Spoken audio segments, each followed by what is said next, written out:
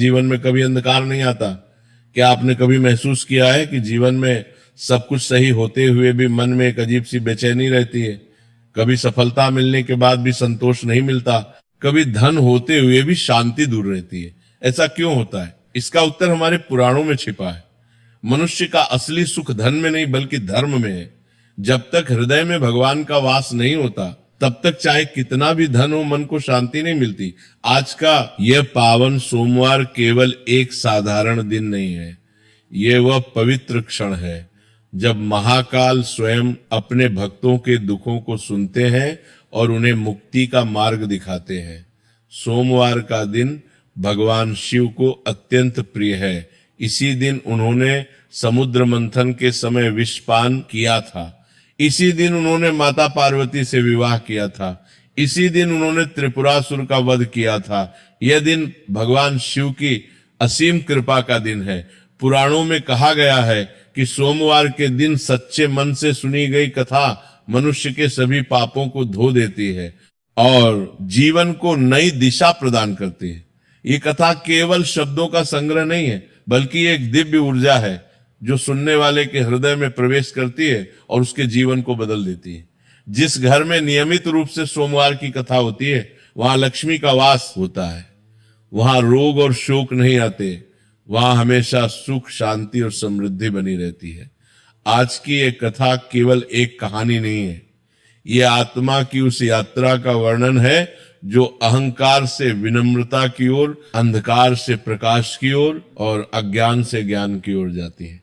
ये कथा हर उस इंसान के लिए है जो जीवन में सच्ची शांति खोज रहा है, हर उस इंसान के लिए जो अपने अहंकार से पीड़ित है, हर उस इंसान के लिए जो भगवान की कृपा पाना चाहता है। इसलिए अपने हृदय में भोलेनाथ का ध्यान करें और इस पावन सोमवार व्रत की कथा को पूर्ण श्रद्धा के साथ सुनना प्रारंभ करें। अपने सभी विचारों को एक तरफ रख दें, केवल भगवान शिव का ध्यान करें और इस कथा में डूब जाएं। जैसे गंगा के पवित्र जल में डुबकी लगाने से शरीर शुद्ध हो जाता है, वैसे ही इस कथा को सुनने से मन और आत्मा शुद्ध हो जाती है। ये कहानी है कि अगर आप भी अपने जीवन में सच्ची शांति और आध्यात्मिक उन्नति चाहते हैं तो इस कथा को अंत तक अवश्य सुनें। इस कथा को सुनने से मन की सारी अशांति दूर हो जाती है और जीवन में दिव्य प्रकाश का संचार। राधा राधा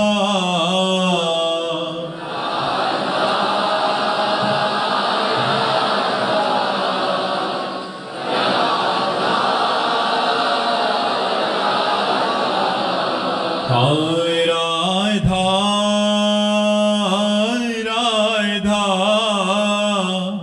राधा राधा राधा राधा राधा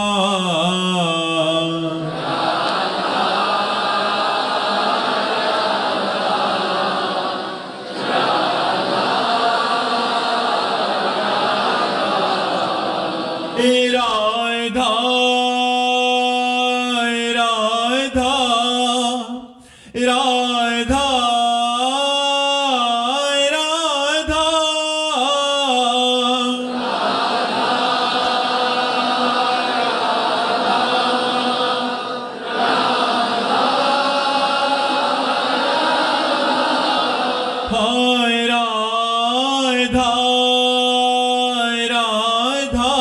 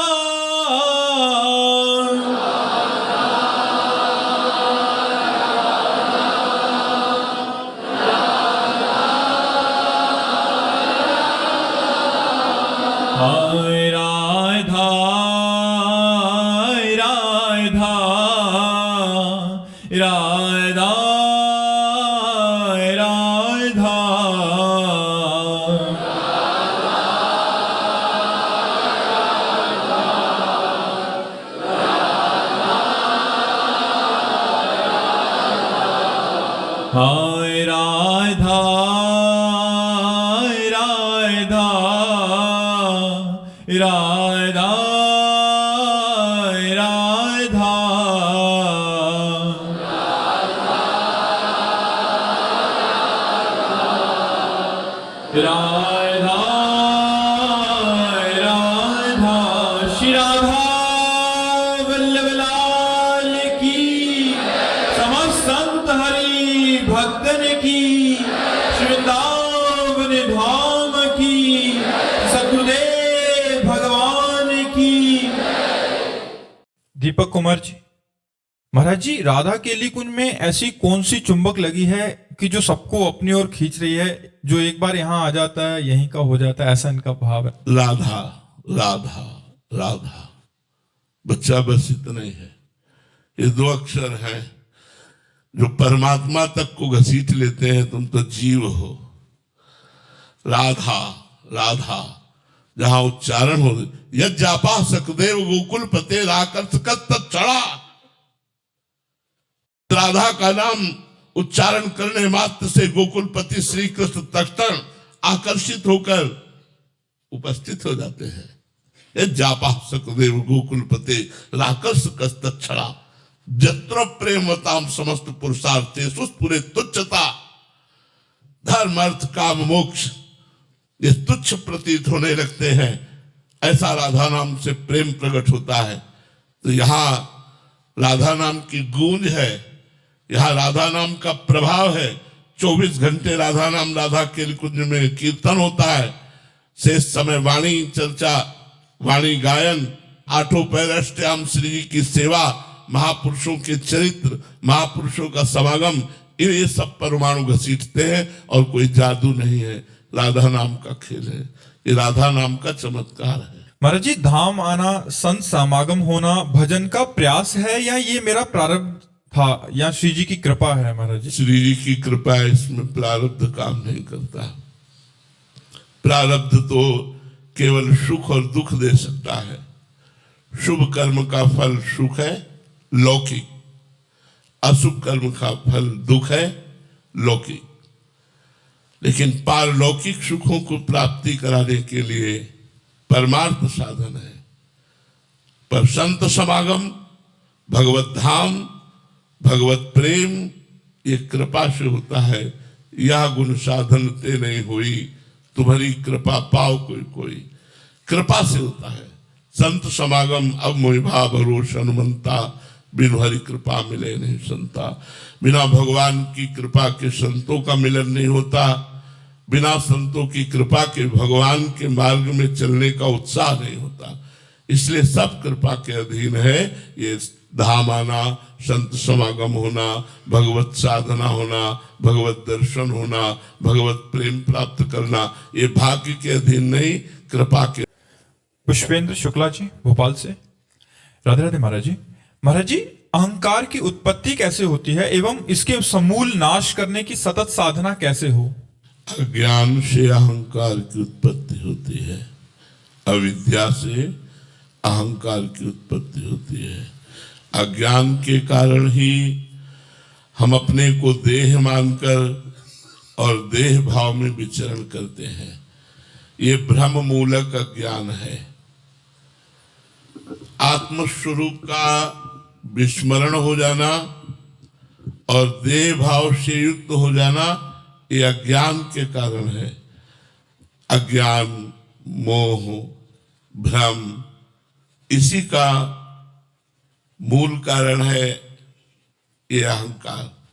संस्कृत मूल शूल प्रदनाना, सकल शोकदायक अभिमाना, इस आवागमन का भी मूल है। ये समस्त दुख भय चिंता का भी मूल है। अज्ञान से इसकी उत्पत्ति होती है और ज्ञान होते ही इसका समापन हो जाता है। या तो भक्ति के मार्ग में चलते हुए अहंकार को भगवान में समर्पित कर दे, या सांख्य योग ज्ञान के द्वारा इस अविद्या का नाश करके अपने स्वरूप में स्थित हो जाए, तो अहंकार का नाश हो सकता है। अहंकार का नाश करने के लिए संतों का संग करो, शास्त्रों का स्वाध्याय करो, अधर्माचरण का त्याग करो और धर्म में आचरण करो, और उन आचरणों के भी कर्ता भाव को भगवान के चरणों में समर्पित कर दो, तो अहंकार नष्ट हो जाएगा। अहंकार यही जन्म मरण का हेतु है। ये विविध कर्मों को कराने वाला, शुभ अशुभ कर्मों को कराने वाला और नाना प्रकार के भोगों का भोगने वाला, यही कर्ता और भोक्ता है। अहंकार विमूढ़ात्मा करता हमिति मन्यते, ये मूढ़ता अज्ञान से उत्पन्न हुआ अहंकार ही अपने को कर्ता और भोक्ता मानता है। बात समझ में आ रही है जी? सूरज कुमार जी पटना से, राधे राधे महाराज जी।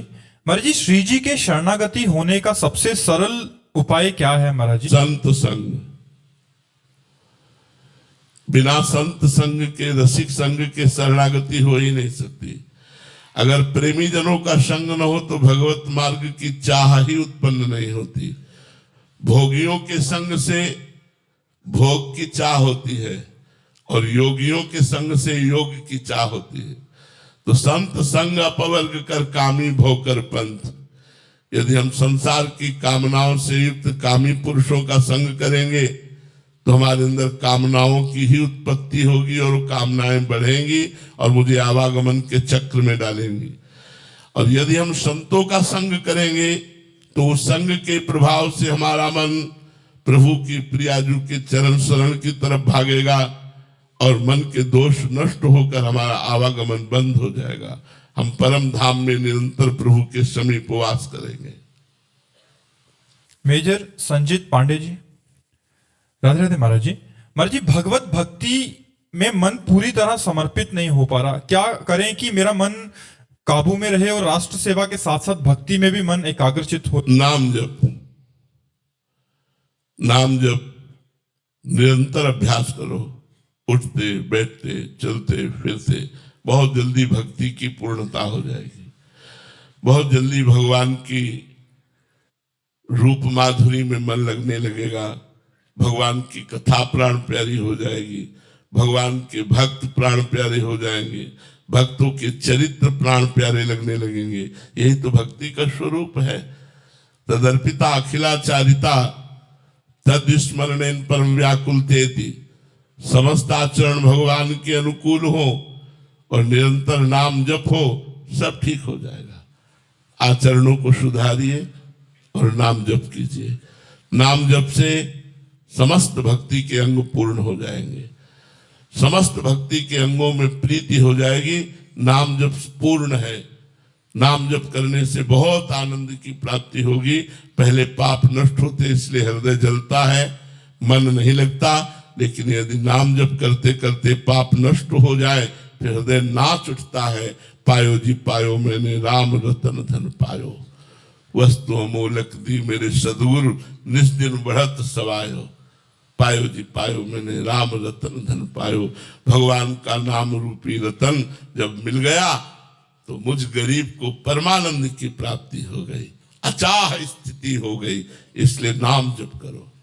हेमंत जी चंडीगढ़ से, राधे राधे महाराज जी। महाराज जी, संत महापुरुषों के जीवन में भी असाध्य रोग कष्ट आते हैं, तो क्या इन महापुरुष जनों का जन्म भी कर्म बंधन वश होता है? देखो, आचार्यों का और भगवान का अवतार प्रकृति को अधीन करके होता है। शेष सबका जन्म प्रकृति के अधीन होता है। केवल आचार्य और भगवान प्रकृति को अधीन करके अवतरित होते हैं।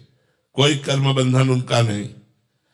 लेकिन और भी बड़े बड़े महापुरुष जो हैं ये सब प्रकृति के अधीन प्रकट होते हैं और परमात्मा की आराधना के द्वारा ये प्रकृति से ऊंचे उठ जाते हैं, गुणातीत हो जाते हैं, देहातीत हो जाते हैं, कालातीत हो जाते हैं। पर इनका कर्म बंधन रहता है। उसी के अनुसार उनके शरीर को भारी से भारी कष्ट देखा गया। किसी के गले में कैंसर, जैसे रामकृष्ण परमहंस जी के गले में कैंसर था, बड़े बड़े संतों के शरीरों में देखा गया।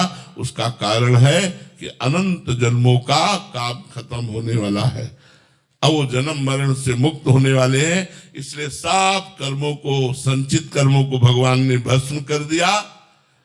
नए कर्म जो है वो निष्फल हो गए, प्रारब्ध को भोगवा दिया और वो भगवत प्राप्त हो गए। केवल आचार्य और भगवान इस कर्म बंधन से रहित, बकाया सब कर्म बंधन से युक्त ही जन्म लेते हैं। महाराज जी, पहले से निश्चित होता है कि इस जन्म में इस महापुरुष का मतलब ये उस कोटि में आ जाएंगे? कई जन्मों से भजन होता है। कोई पहली बार थोड़ी भजन में प्रवेश हो। कई जन्मों से भजन होते होते फिर वो चढ़ाई पे चढ़ पाता है। कोई कोई ऐसा होता है गुरु कृपा से एक ही जन्म में काम बना लेता है, किसी के कई जन्म लगते हैं। तो ये तो नहीं है कि अगले जन्म में ये महापुरुष हो जाएगा। अब उसका भजन किस कोटि का, जैसे भरत जी ने भजन किया, भजन में चूक हो गई कि हिरण में ममता हो गई, और अंतिम समय मरते समय हिरण का ध्यान किया तो अगला जन्म हिरण का हुआ। अब हिरण के जन्म में इतनी तपस्या और भजन की कि अगला जन्म ब्रह्मबोध संपन्न महापुरुष जड़ भरत के रूप में हुआ।